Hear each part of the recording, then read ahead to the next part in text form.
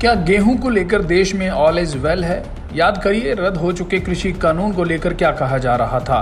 दावा ये किया जा रहा था कि किसान अपना अनाज मंडी से बाहर भी बेच पाएंगे।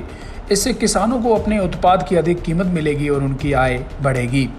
आज जब किसानों ने गेहूं सरकारी मंडी की तुलना में व्यापारियों को अधिक बेच दिया, सरकारी गोदाम में स्टॉक कम हो गया, गेहूं की खरीदारी कम हुई, तो इसके परिणाम भी नजर आने लगे हैं। केंद्र सरकार ने तत्काल प्रभाव से गेहूं के निर्यात पर रोक लगा दी है। केंद्र की ओर से कहा गया है कि बढ़ती कीमतों को देखते हुए ये कदम उठाया गया है।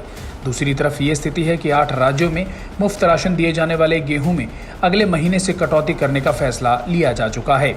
अब इसे सिर्फ गरीब परिवारों की चिंता मानकर अपने लिए ऑल इज वेल मान लेना भी ठीक नहीं है। हालात गंभीर हैं।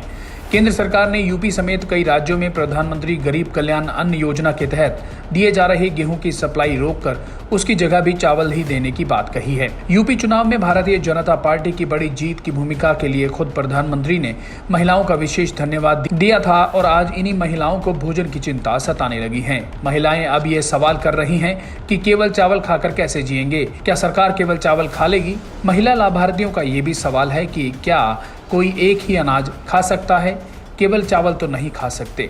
यूपी के खाद्य आपूर्ति विभाग के अधिकारियों ने केंद्र को चिट्ठी लिखकर कहा है कि पूर्वांचल में तो गेहूं की जगह चावल खिला लेंगे, लेकिन पश्चिम के लोगों को कैसे गेहूं न दें। लखनऊ में खाद्य आपूर्ति विभाग के अपर आयुक्त अरुण कुमार सिंह ने कहा है कि उस योजना में भारत सरकार ने गेहूं की जगह चावल ही आवंटित किया है। उन्होंने कहा कि पश्चिम के 7 मंडलों में लोग चावल खाना पसंद नहीं करते।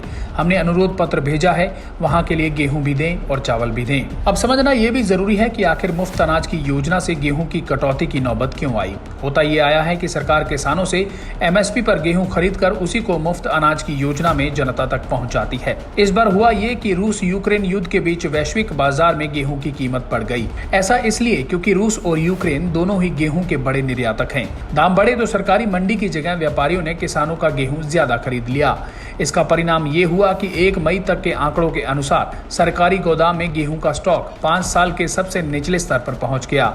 एक अनुमान है कि पिछले साल के मुकाबले 30% तक गेहूं की सरकारी खरीद कम हो पाई है।